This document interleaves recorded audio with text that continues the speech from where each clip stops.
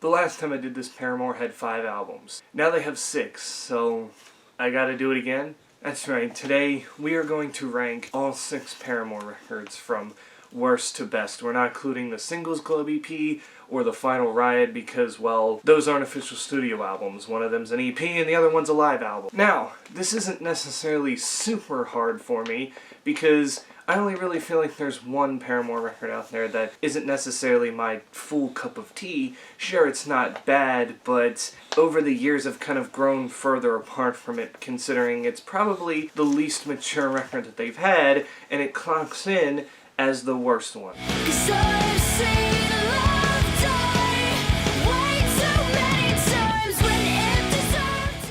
Look, I know All We Know Is Falling is seen as like this underrated emo classic because this record didn't necessarily help Paramore take off, but it helped them become more well-known in the scene at this point in time. But again, I think that's my main complaint about this record is that, yeah, it's their shortest, but it's also their most immature record. It has a few good songs here and there. The singles at best are okay, but there's nothing spectacular about it. I think this is probably the most like emo record that you're really going to get from them in general before they started to slowly phase out of that themselves. But I'm kind of glad this is a record the band doesn't go back to often, because where they're at now musically in their career, they don't necessarily need to.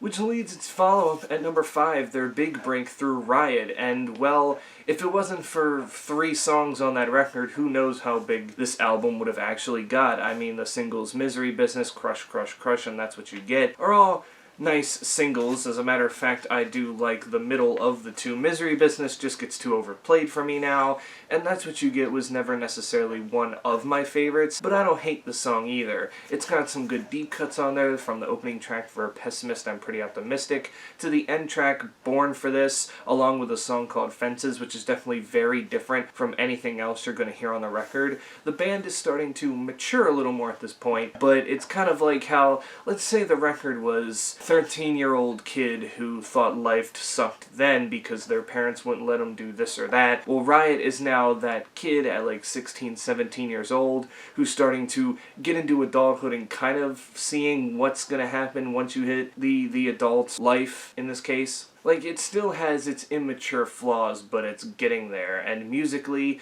it can definitely be very inconsistent at times, and I know it hurts people when someone says that, but Riot has always been kind of overrated to me, especially with the records that followed it, have been much, much better. Just let me cry a little bit longer. This is where it got harder for me, because I feel like with the first 2, those were the ones I can say aren't my favorites because, well, I don't listen to them as often as I once did. But now, once we get to 4 through 1, it's not necessarily that all of these can be flip-flopped, but I feel like this is where the most change is going to come over the years when more records of theirs start to come out. And at number 4, I put 2017's After Laughter. It's a record that I do love, don't get me wrong, but I think the reason I decided to put it at number 4 is because it took me a minute to really get into the record. It wasn't until probably late 2018, almost a year after this record had been out, where I started to appreciate it a little bit more. I went and saw them live later that year as well, and they played these songs in a live setting, and they actually sounded pretty nice. I just think with every other Paramore record that we're talking about, there always seems to be like a tinge of like the old Paramore that we know that seems to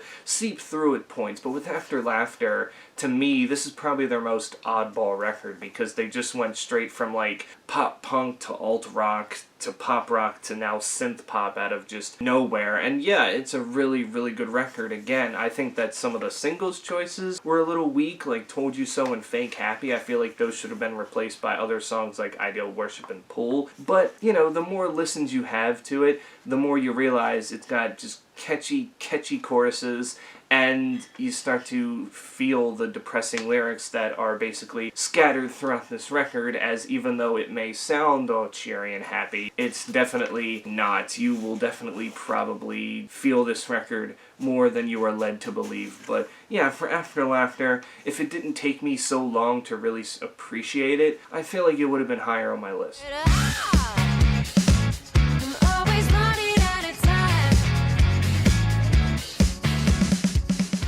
So now, this is the one that I don't know if I can say will cause a lot of controversy, but their new record, This Is Why, sits at my third favorite Paramore record. Now, why is that, you ask? Well, because unlike After Laughter, I actually liked it from the first couple of listens. It didn't take me a while to get used to it, and I feel like it wasn't necessarily a return to form, but Paramore now going into this even more mature post-punk kind of sound, it really fits what they want to do, especially at the age that they're all at now, all the band members being in their 30s. It's just, you know, again, the old Paramore seeps through. If you listen to the choruses on You First and Figure 8, you definitely can still hear like, oh, this sounds like, you know, Riot era Paramore in places, but also you kind of get like, it's more of an album where After Laughter, if you take the synths away, that's basically what this record is. They definitely feel like a band again, and Hayley's vocals just never, you know, fail to amaze me at all. Just when you thought she couldn't get any better and couldn't find ways to improve what she's done vocally already, she does that on this record with many different things, from doing like a spoken word to just belting through, you know, some other melodic tracks. It all flows so well. It's their second shortest record, which I think is the sucky part, but all in all, for 36 minutes, you were just given a record that's just so cohesive and to the point, and really, this is Paramore at their angriest. I know in Brand New Eyes they were all angry at each other, but this is Paramore just being angry at the world, and you know what? If they continue down this direction, I don't care, I like it.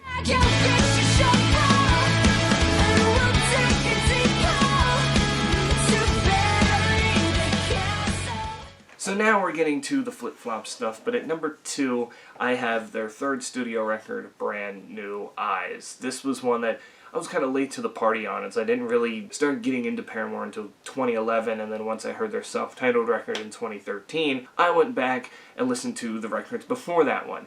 And Brand New Eyes really stuck out to me because when you listen to their first two records, All We Know Is Falling and Riot, there's definitely, you know, tones to those records, but not anything close to what we have here. Now, this was a record where all the band members were in their 20s at this point, so, you know, it's starting to get even more mature. Like, I feel like the immaturity from the first two records is completely gone. This is definitely them at their heaviest at points, and the singles on this thing, I mean, my god, other than The Only Exception, which I don't hate that song, but I just don't feel like it was single-worthy to begin with. Everything on this album is so good from start to finish. There might be a couple of songs that I choose to skip, but it's not much. It's like very, very close to being a perfect record, and I think the theme of this record and the fact that they were able to kind of, you know, vent about themselves and put it in song form was pretty cool. Now, after this record, things kind of went shit with the band as the Farrell brothers would leave, and the band has since been a trio, but that didn't cease to stop them afterwards.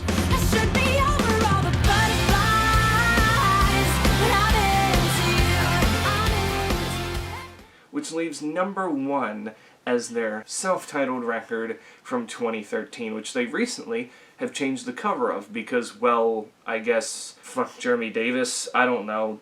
We don't know what went on behind the scenes there, so it is what it is, but I like the new cover a lot better. You'd think for an album with 17 songs that you would think that this is just very 50-50, because there's not a lot of records that go past the 15-track mark, even the 12-track mark, where you're like, this album is near perfect, but, I mean, I don't know how Paramore did it, but 17 songs over an hour long, and just, again, from start to finish, it is fantastic. You got the 3 interludes and split the album up into 3 parts. You got alt rock, you got pop rock. Everything kind of just seeps into the sound here, and this is Paramore when they started to, I think, fully mature. You know, yeah, 2 key members left, but now, you know, we don't have to stick with this pop punk hard rock sound. We can go more into a territory that maybe we feel comfortable with at this age, and my god, it really, really worked. I mean, sure, their 2 biggest songs from this record, Ain't It Fun and Still Into You, might be a little too poppy for most people's liking, but hey, they're good songs nonetheless, and even the other stuff that does lean into rock, especially a song like Fast in My Car and even Ankle Biters and Proof, are very, very great songs. Part 2 is a great sequel to Let the Flames Begin from Riot, and even Last Hope just puts you in that mood. Like, it just gets you so emotional. And this was the record where Paramore was just very, very optimistic and trying to be happy, even though there's been a lot of bad shit going on. They wanted to continue on and not let anything get in their way. Now, again, they've become more depressed and angry after this record, but I think that because this record is so feel good, you know, don't be afraid to be yourself and don't let people get you down, it's a record that I can go to a lot when I'm not feeling like myself, when I'm having a bad depression day or something. You know, it's definitely an album that makes me feel a whole lot better. And considering it was my first Paramore album I heard from start to finish, it still to this day just sticks with me, and the fact that it's 10 years old already, I can't believe that it's a decade old, because it still feels like this only came out